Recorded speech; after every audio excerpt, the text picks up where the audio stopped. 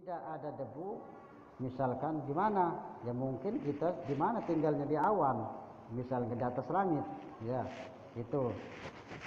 Jadi yang termasuk wajib atau fardu tayamum itu ada 4 hal. Yang pertama niat, kemudian yang kedua adalah wa mashul wajhi, mengusap wajah, kemudian yang ketiga wa mashul yadaini ma'al mirfaqaini, mengusap kedua tangan kita sampai siku-siku, wat tartibu, dan tartib itu yang fardu.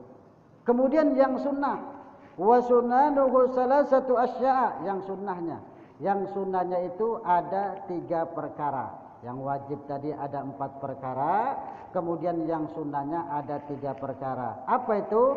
Yang pertama at-tasmiyatu, membaca bismillahirrahmanirrahim. Jadi kalau hendak bertayamum kita membaca bismillahirrahmanirrahim. Karena apa?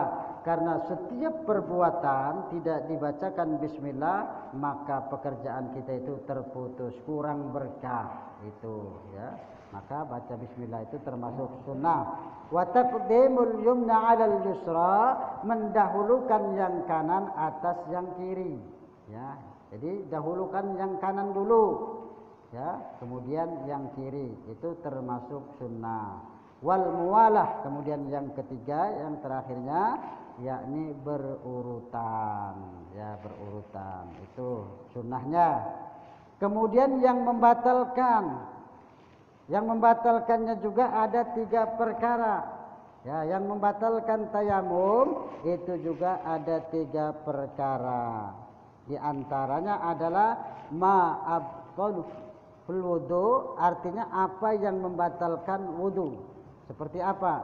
Seperti buang air kecil, buang air besar, kemudian menyentuh wanita, ya, buang angin, kentut. Nah, itu kan yang membatalkan wudu. Sama, apa yang membatalkan wudu itu sama juga membatalkan tayamum. Jadi sama, ya, seperti wudu. Jadi kalau seandainya wudu itu menyentuh perempuan itu yang bukan muhrim misalkan, batal, maka tayamum pun batal, ya, itu.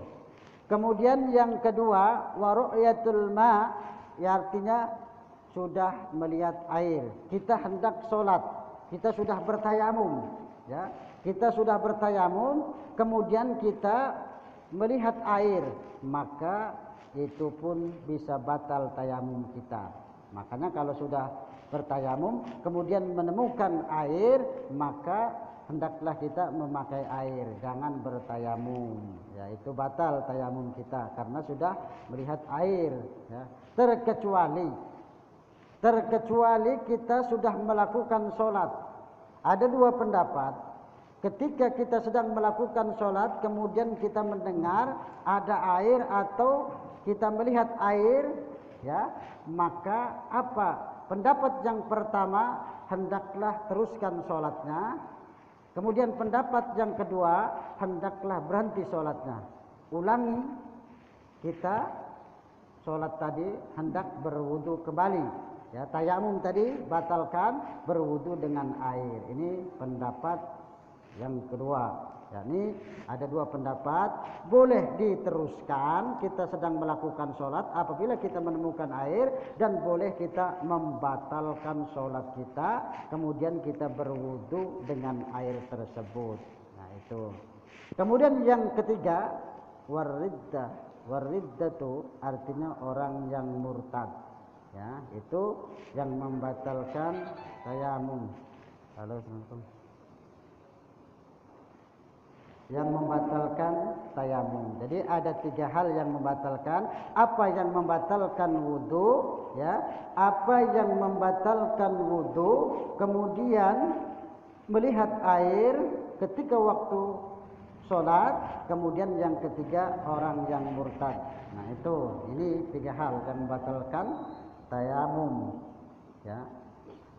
Kemudian bagaimana apabila tangan kita luka, misalkan ada perban, ya, tangan kita ada perban karena terluka, kemudian diikatlah tangan kita dengan perban tersebut, Tayamum juga sama dengan wudu. Jadi kalau kita berwudu, misalkan ada salah satu anggota tubuh kita, misalkan di tangan kita untuk berwudu ini kena, misalkan, maka kita boleh mengusap yang tadi perban tadi. Cukup kita usapkan perban kita tadi, ya.